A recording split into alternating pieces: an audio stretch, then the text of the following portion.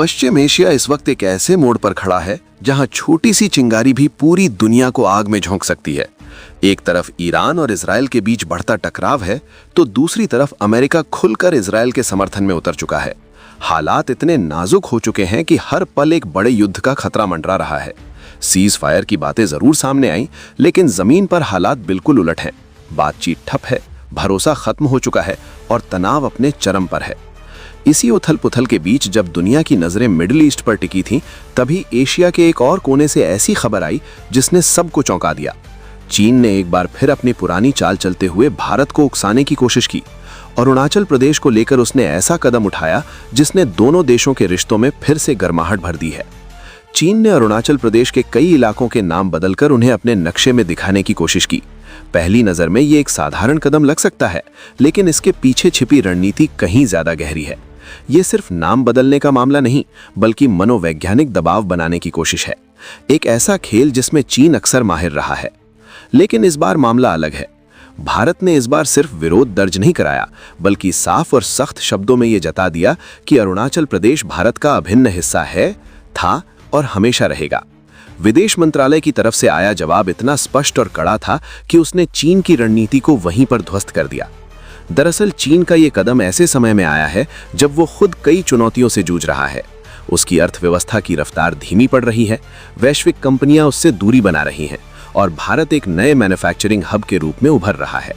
ऐसे में ध्यान भटकाने और दबाव बनाने के लिए सीमा विवाद को हवा देना चीन की पुरानी रणनीति रही है। लेकिन 2026 का भारत अब पहले जैसा नहीं रहा। आज भारत सिर्फ सीमाओं की रक्षा नहीं कर रहा, बल्कि हर स्तर पर खुद को मजबूत कर चुका है। बॉर्डर इंफ्रास्ट्रक्चर में तेजी से सुधार हुआ है। सड़कें, पुल और सुरंगें सेना की आवाजाही को बेहद आसान बना रही हैं। आधुनिक तकनीक से लैस सर्विलांस सिस्टम हर गतिविधि पर नजर रख रहे हैं। जहां चीन को लगता था कि वो अपनी चालों से भारत को दबाव में ले आएगा, वहीं अब हालात उलट चुके हैं। भारतीय सेना की तैयारियां और अनुभव उसे हर चुनौती का सामना करने के लिए सक्षम बनाते हैं। खासकर पहाड़ी इलाकों में भारत की पकड़ और मजबूत मानी जाती है। इस पूरे घटनाक्रम का टाइमिंग भी बहुत कुछ कहता है। जब दुनिया पहले से ही ईरान इजराइल टकराव और रूस यूक्रेन संकट से जूझ रही है, ऐसे में चीन का ये कदम उसकी रणनीतिक सोच को उजागर करता है। वो चाहता है कि भारत एक साथ कई मोर्चों पर उलझ जाए, लेकिन भारत ने साफ कर दिया है कि वो हर स्थिति के लिए तैयार है। कूटनीतिक स्तर पर भी भारत ने अपनी स्थिति मजबूत रखी है। अंतर्राष्ट्रीय मंचों पर चीन की नीतियों को उजागर करते हुए भारत ने ये दिखाया है कि वो अब केवल प्रतिक्रिया देने वाला देश नहीं, बल्कि सक्रिय भूमिका निभाने वाला देश बन चुका है। अरुणाचल प्रदेश के स्थानीय लोगों का रुख भी इस पूरे मामले में बेहद महत्वपूर्ण है। वहां के लोग खुद को भारतीय मानते हैं और किसी भी बाहरी दावे को पूरी तरह खारिज करते हैं। विकास कार्यों की गति ने भी वहां के लोगों का भरोसा और मजबूत किया है। चीन की ये कोशिश भी साफ तौर पर उसकी बेचैनी को दर्शाती है।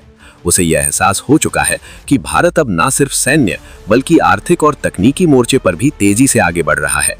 आज भारत के पास अपनी मिसाइल टेक्नोलॉजी है, अपने फाइटर जेट्स हैं और अत्याधुनिक निगरानी सिस्टम है जो हर गतिविधि पर नजर रख सकते हैं।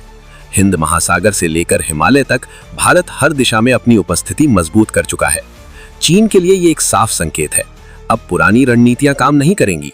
अगर वो ये सोचता है कि नाम बदलकर या दबाव बनाकर वो जमीन पर हकीकत बदल सकता है, तो ये उसकी सबसे बड़ी भूल है, क्योंकि हकीकत जमीन पर तय होती है, नक्शों पर नहीं।